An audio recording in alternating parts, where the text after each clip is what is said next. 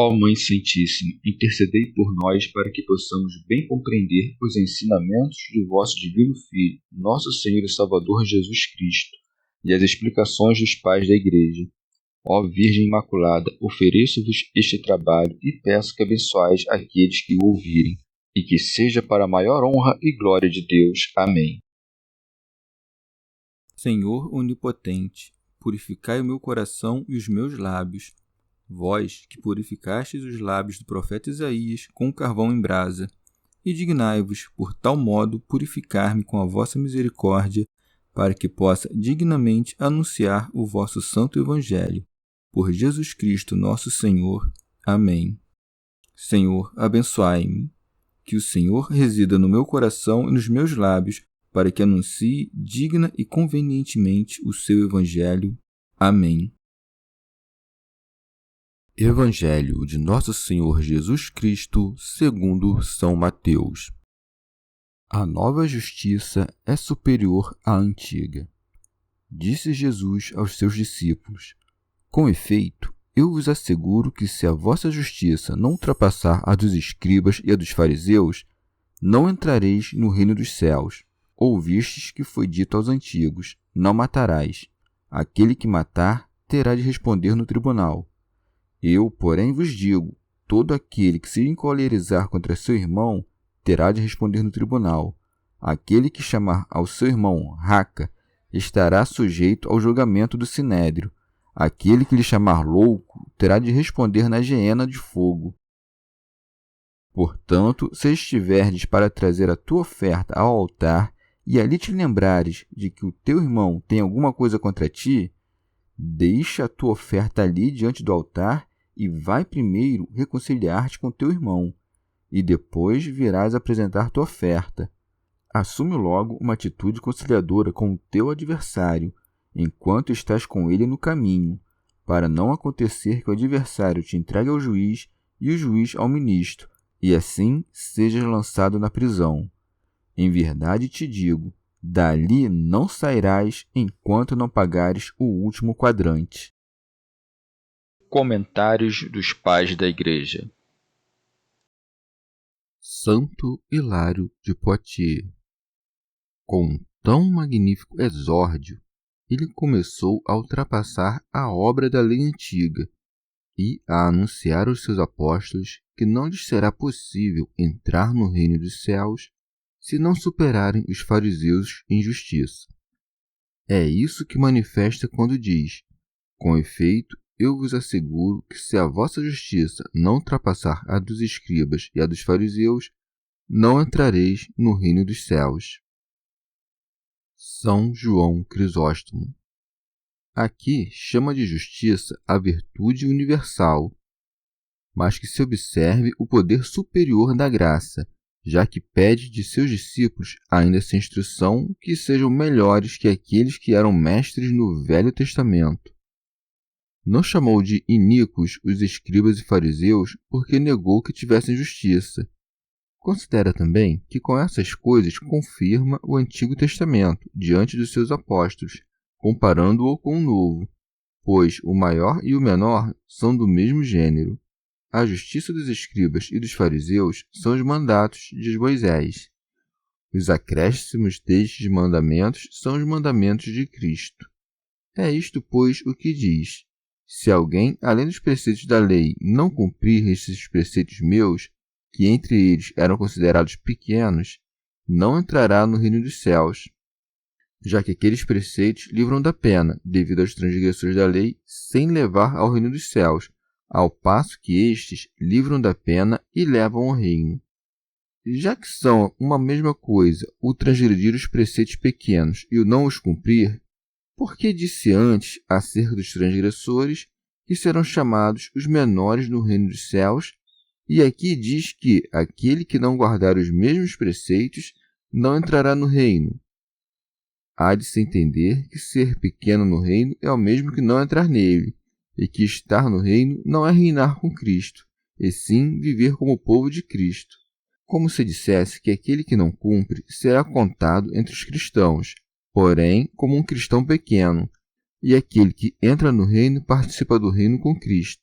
Assim, aquele que não entra no reino dos céus não terá glória com Cristo.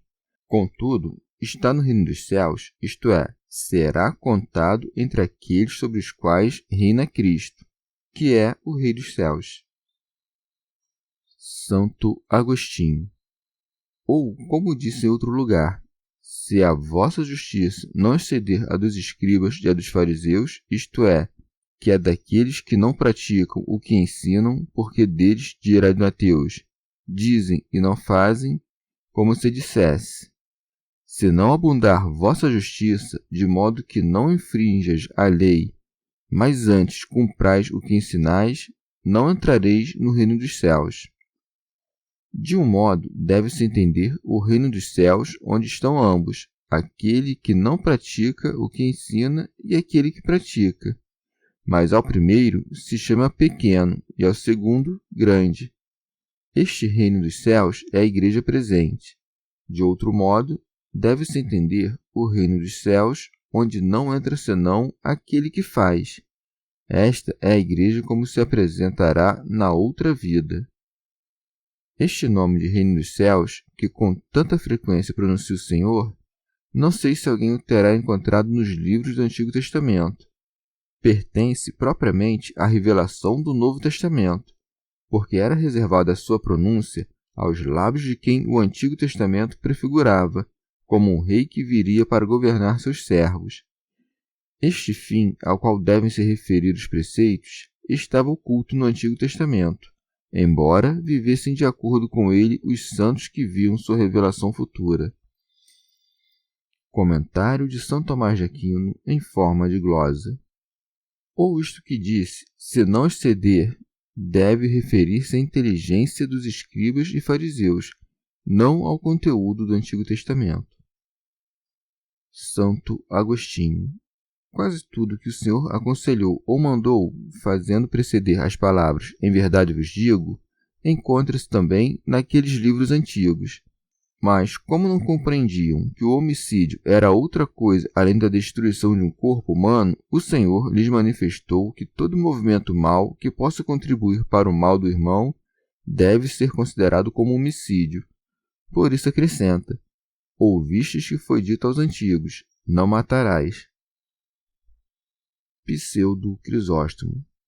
Querendo Jesus Cristo manifestar que o mesmo Deus que falou por meio da lei é o que agora manda pela graça, põe à frente dos seus preceitos aqueles que na lei antiga se colocavam em primeiro lugar, isto é, os proibitivos de agir contra o próximo. Santo Agostinho.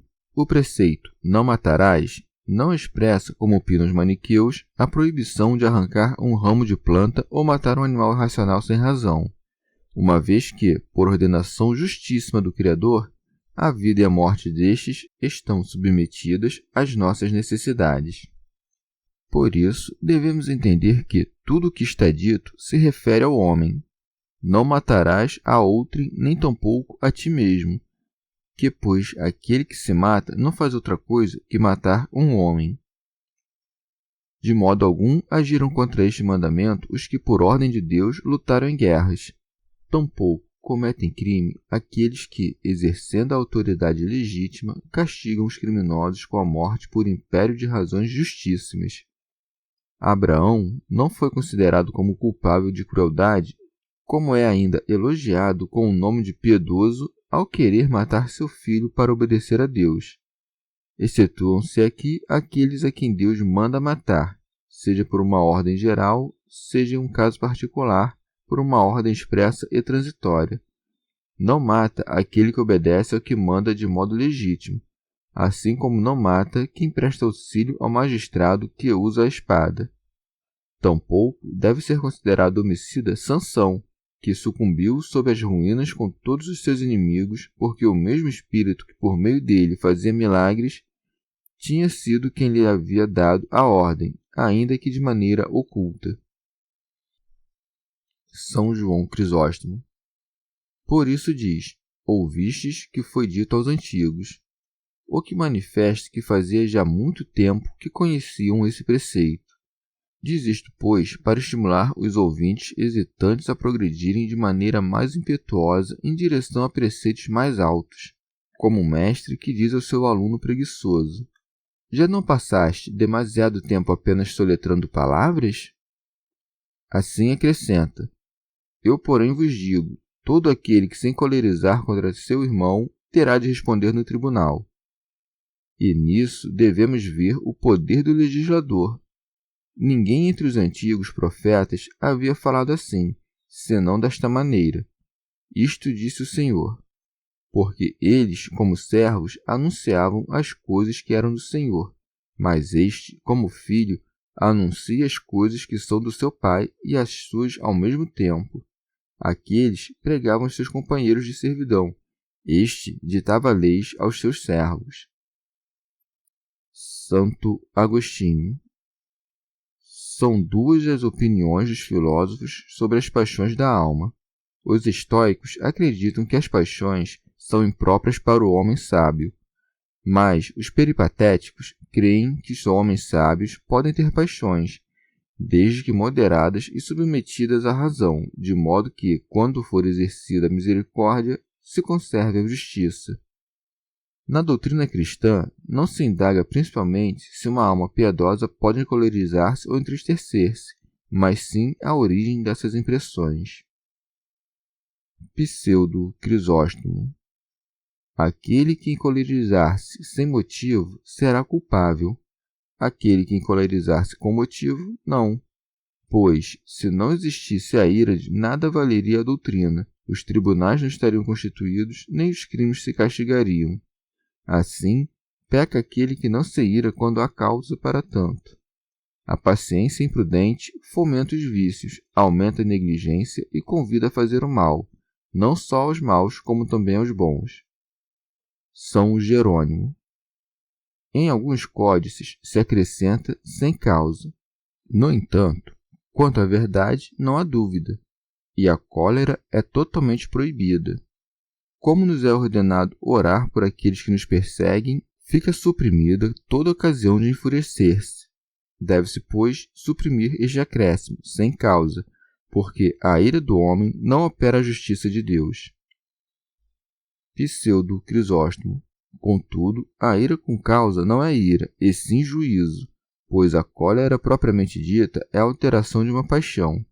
A ira daquele que se enfada tendo motivo para tanto não é por paixão, e por conseguinte, julga de pleno direito, não se irrita. Santo Agostinho. Também devemos atentar ao que significa enfurecer-se com o irmão, pois não se enfurece com o irmão aquele que se enfurece com o pecado de seu irmão. Já aquele que se enfurece com o seu irmão e não com o pecado dele, enfurece-se sem causa. Ninguém que chegue a uma conclusão definitiva poderá dizer que se enfurece aquele que se incomoda com o seu irmão no intuito de corrigi-lo. Esses movimentos de alma que provêm do amor pelo bem e da santa caridade não podem chamar-se vícios, posto que seguem a reta razão. Pseudo Crisóstomo. Creio que Cristo não fala aqui da ira carnal, mas da ira espiritual. A carne não pode obedecer sem conturbar-se. Quando o homem se enfurece e não quer fazer aquilo a que a ira o impele, sua carne se enfurece, mas sua alma fica em paz. Santo Agostinho. Assim, pois, com este primeiro mandamento, trata-se de uma só coisa, a ira. No segundo, se tratam de duas, a ira e a palavra que a expressa, como se diz nestes termos: e o que chamar racá a seu irmão será condenado pelo sinédrio. Alguns têm preferido tomar do grego esta palavra, crendo que a palavra raca quer dizer esfarrapado, já que em grego racos quer dizer farrapo. É mais provável que seja uma palavra sem significado algum, mas que manifesta, assim, a alteração de uma alma indignada. Os gramáticos chamam essas palavras de interjeições, como quando alguém que sofre diz ai. São João Crisóstomo. Também a palavra raca pode ser uma palavra de desprezo ou de desdém, como quando ordenamos, seja aos criados, seja àqueles que são mais jovens que nós: vai tu, diz a ele tu. Assim, os que conhecem a língua síria põem a palavra raca em lugar de tu. O Senhor, pois, quis arrancar-nos até mesmo os defeitos menores, e por isso manda que nos tratemos mutuamente com honra. São Jerônimo.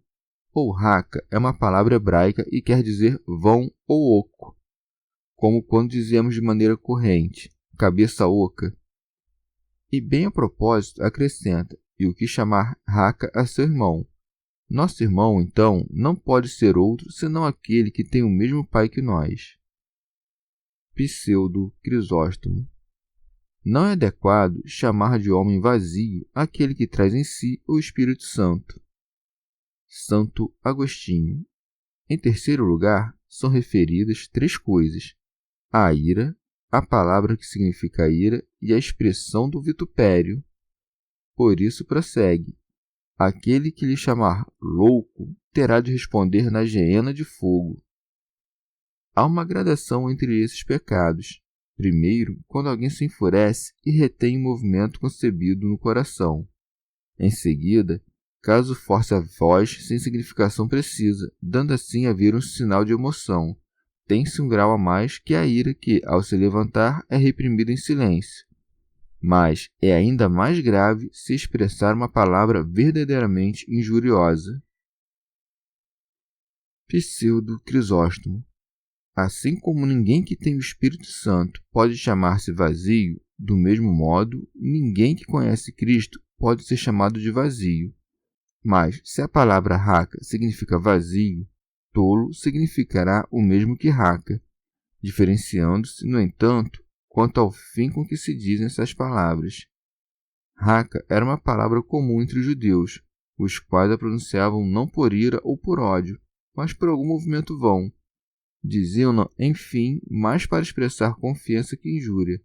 Mas talvez se diga, ora, mas se não foi dito em razão de raiva, por que é pecado? É pecado porque se a disse com desejo de disputa, não de edificação. Se afinal não podemos dizer palavras boas senão para edificar, que dirá daquelas que são mais em sua própria natureza? Santo Agostinho. Fixemo-nos agora nas 3 classes de imputação: o juízo, o sinédrio e o fogo eterno, graus pelos quais subimos do mais leve ao mais grave, pois no juízo ainda há lugar para defesa. Ao sinédrio pertence a pronúncia da sentença, quando os juízes acordam entre si o tipo de castigo que se deverá aplicar, e no fogo eterno já se expressa claramente a condenação e a pena do culpado, de modo que assim se vê quão grande é a diferença entre a justiça de Jesus Cristo e a dos fariseus. Entre estes, o assassinato deixa um homem sujeito a julgamento. Já para Cristo, tão só a ira já o faz ser julgado, imputação que, das 3, é a mais leve. Rábano Mauro. O Senhor chama aqui de Geena o tormento do inferno, cujo nome se acredita que ele tomou de um vale consagrado aos ídolos e que fica próximo de Jerusalém, outrora cheio de cadáveres, que, segundo lemos no livro dos Reis, Josias profanou. São João Crisóstomo. É a primeira vez que pronuncia o nome do inferno, depois de falar do reino dos céus, manifestando assim que nos dá este último em virtude do seu amor, o primeiro em virtude de nossa indolência. A muitos parece demasiado forte o padecer por uma só palavra dita, uma pena tão grande, com o que alguns dizem. Isso está expresso de maneira hiperbólica. Contudo, temo que, interpretando mal essas palavras, soframos ali o último suplício. Não creias que isso é algo duro, porque a maior parte dos castigos e dos pecados procede das palavras.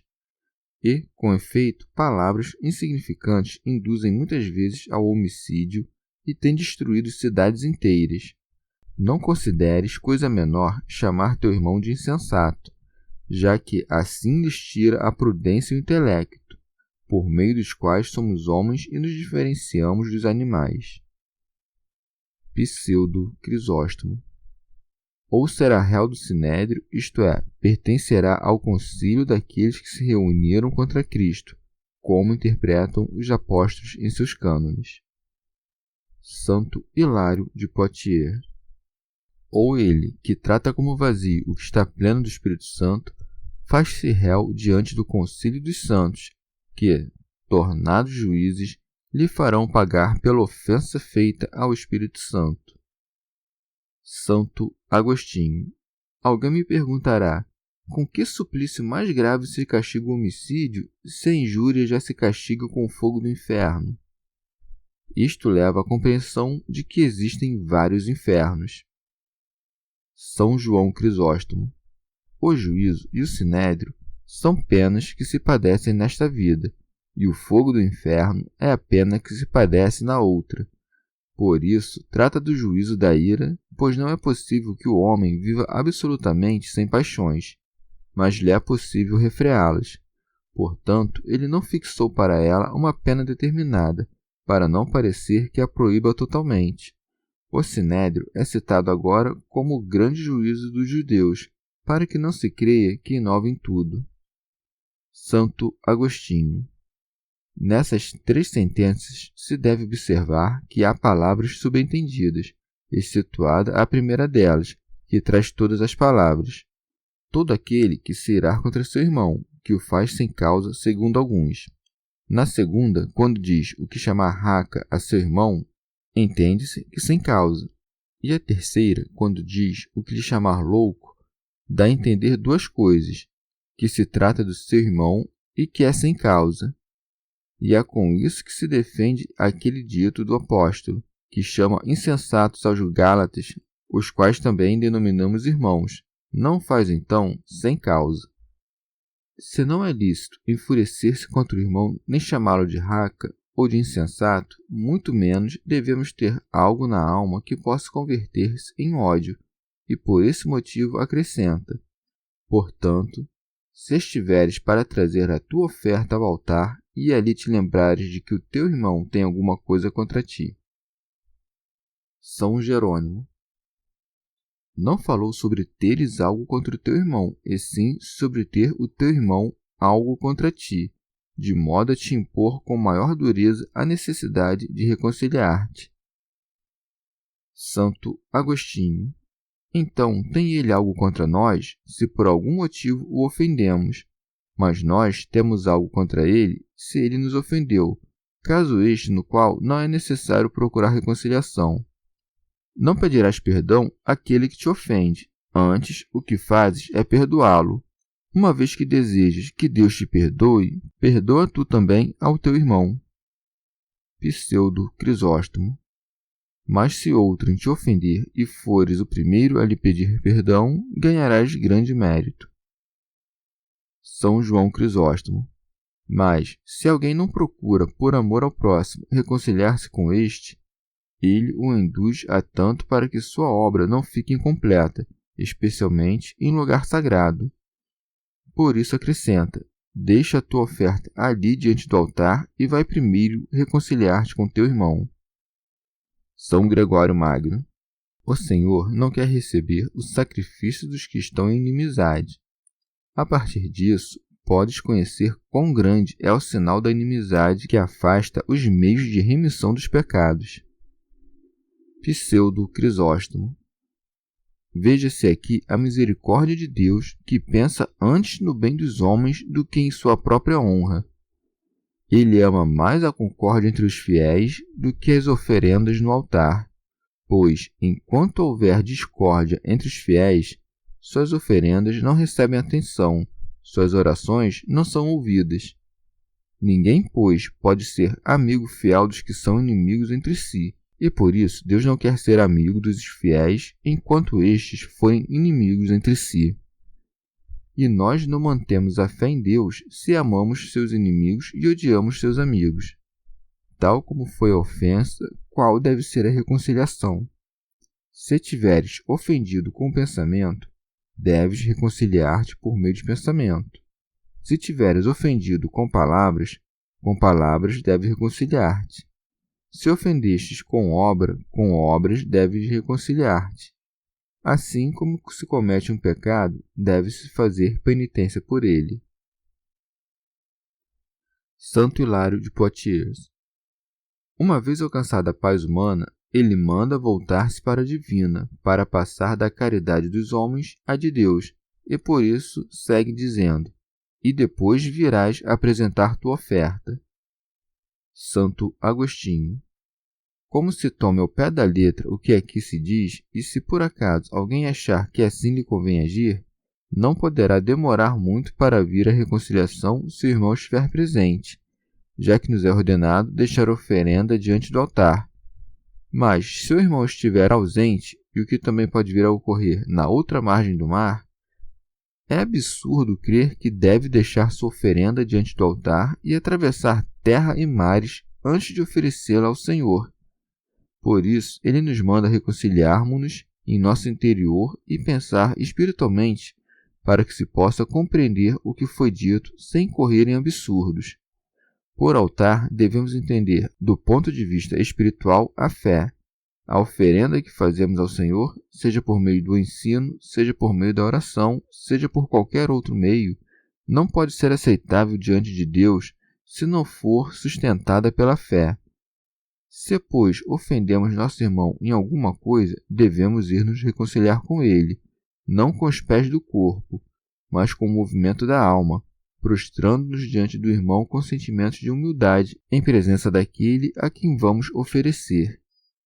E assim como se estivesse presente, poderemos alcançá-lo não com um ânimo simulado, mas acalmá-lo com um pedido de perdão, e ao nos voltarmos para o altar, isto é, renovando a intenção do que tínhamos começado a fazer, fazermos nossa oferenda. Santo Hilário de Poitiers. Visto que o Senhor não permite que passemos tempo algum sem a disposição de espírito da benevolência, mandou-nos reconciliarmos com nossos inimigos no caminho da vida, a fim de que, quando da morte, não partamos sem terminar a paz começada. Por isso diz: assume logo uma atitude conciliadora com o teu adversário, enquanto estás com ele no caminho, para não acontecer que o adversário te entregue ao juiz. São Jerônimo. Como não temos nos códices latinos a palavra consentiens, no grego acrescentou-se eunoon, que quer dizer benigno ou benévolo. Santo Agostinho. Se pensamos em quem é nosso contrário, com quem nos é ordenado sermos benévolos, devemos crer que é ou ao diabo ou ao homem, ou à carne, ou ao Deus, ou sua lei. Não me parece que seja o diabo, aquele com quem, segundo nos é ordenado, devemos ser benévolos, ou estar em amizade. Onde há benevolência, há amizade, e ninguém nos pode mandar que tenhamos amizade com o diabo. Tampouco convém que estejamos em paz com ele, já que renunciamos ao seu trato e lhe declaramos guerra. Nem devemos consentir com ele, porque ter alguma vez estado de acordo com ele é coisa que nos faz cair em muitas misérias. São Jerônimo. Alguns dizem que o Salvador nos manda sermos benévolos com o demônio para que não o façamos sofrer por culpa nossa, porque há quem diz que ele deve se atormentar por nós quando consentimos em suas tentações. Outros dizem, estes com mais precaução, que no batismo nós fazemos uma espécie de pacto com o demônio, renunciando a ele. E se respeitamos esse pacto, fazemos-nos benévolos e conformes com o nosso inimigo, e assim não seremos encerrados no cárcere. Santo Agostinho. Não vejo como interpretar isto dizendo que somos entregues pelo homem ao juiz, uma vez que compreendo que Cristo é o juiz ante cujo tribunal todos teremos de nos apresentar. Como haverá de ser entregue a um juiz aquele que, como nós, haverá de comparecer também diante do juiz? Mais ainda, se alguém prejudica outro homem matando-o, não terá tempo de reconciliar-se com ele durante o caminho, isto é, nesta vida, mas, no entanto, poderá ser curado pela penitência.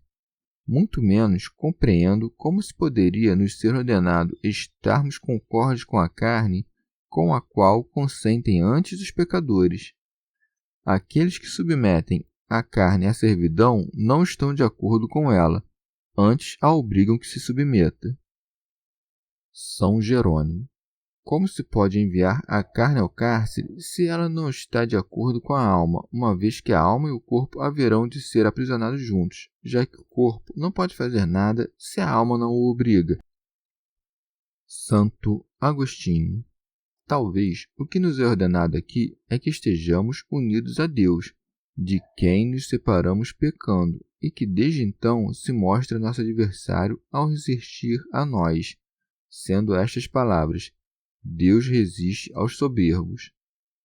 Todo aquele, pois, que não se reconciliar com Deus nesta vida, por meio da morte do seu filho, será entregue por ele ao juiz, isto é, ao filho, a quem o Pai deu todo o juízo. Mas como se pode com verdade dizer que o homem se encontra no caminho com Deus, senão porque Deus está em toda parte?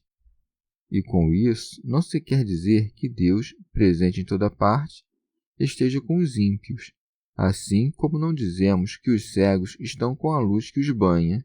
Só resta aqui que compreendamos o preceito de Deus como nosso adversário, porque opõe-se aos que querem pecar, e ele nos é dado nesta vida para que esteja conosco ao longo de nosso caminho. Uma vez conhecida a lei, devemos prontamente assentir a ela, lendo, ouvindo e assentindo à sua autoridade suprema, não a desacatando por ser oposta aos nossos pecados, e sim amando-a porque nos corrige. E quando for obscura, oraremos para que a possamos compreender. São Jerônimo.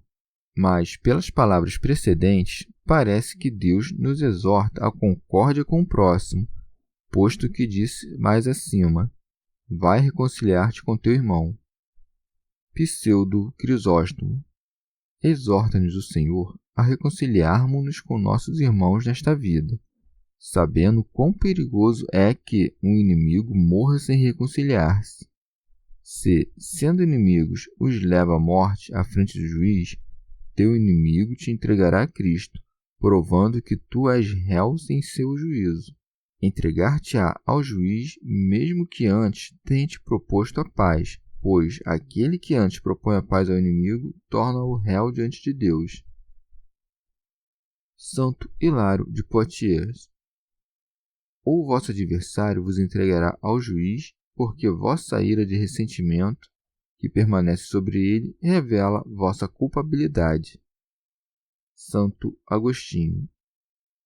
Entendo que esse juiz é Cristo, porque o Pai deu ao Filho todo o poder de julgar. O ministro entendo ser o anjo, e os anjos o serviram. E com efeito, cremos que virá julgar com os seus anjos, de modo que acrescenta, e o juiz ao ministro. Pseudo Crisóstomo. Ou ao ministro, isto é, o anjo cruel dos castigos, o qual os enviará ao cárcere da geena, e assim é que se lê, e assim sejas lançado na prisão. Santo Agostinho. Entendo por cárcere os castigos das trevas, e para que ninguém subestime esse cárcere, acrescenta: em verdade te digo, dali não sairás enquanto não pagares o último quadrante. São Jerônimo. Quadrante é um tipo de moeda que equivale a 2 minutas, o que é o mesmo que dizer: não sairás do cárcere até que tenhas expiado mesmo os menores pecados. Santo Agostinho. Esta expressão ocorre aqui para mostrar que nada fica sem castigo, da mesma forma que dizemos que uma coisa que, depois de se ter dela muito exigido, deu de si até o último. Ou então, se quer significar, com o nome de último quadrante, os pecados terrenos, já que a terra é o quarto e o último dos elementos. A palavra pagar significa a pena eterna, e o modo de dizer com até que se deve tomar no mesmo sentido que esta outra frase: senta-te à minha direita até que ponha os teus inimigos por escabelo de teus pés. É claro que não deixará de reinar quando os inimigos estiverem postos sob seus pés, e assim se deve entender aqui: não sairás de lá antes de ter pago o último quadrante, como se dissesse que nunca sairá de lá, porque pagará sempre o último quadrante enquanto durarem as penas eternas dos pecados da vida. Pseudo Crisóstomo. Ou se fazes as pazes nesta vida, podes receber a remissão mesmo das faltas mais graves. Mas, uma vez condenado e metido no cárcere, não só te terão exigido suplícios pelos pecados graves, como também por uma mera palavra inútil, o que se pode compreender por quadrante. Santo Hilário de Poitiers. Como a caridade cobre uma multidão de pecados, pagaremos até o último quadrante, a não ser que, pelo valor da mesma caridade, seja remida a culpa de nossos delitos. Pseudo Crisóstomo. Também se pode chamar de cárceres as angústias deste mundo, nas quais, várias vezes, os pecadores são lançados a Deus. São João Crisóstomo. Ou se trata aqui dos juízes deste mundo, do caminho que conduz a este juízo e deste cárcere. Isso para induzir o ouvinte não só com as coisas futuras, mas também pelas presentes, que estão sob seus olhos e costumam impressionar mais. Assim como também diz Paulo: se fizerdes o mal, teme, porque não é debalde que ele traz a espada. Chegamos ao fim de mais um dia de comentários da Catena Áurea. Muito obrigado por ficarem até aqui, que Nossa Senhora derrame suas graças sobre nós e até amanhã.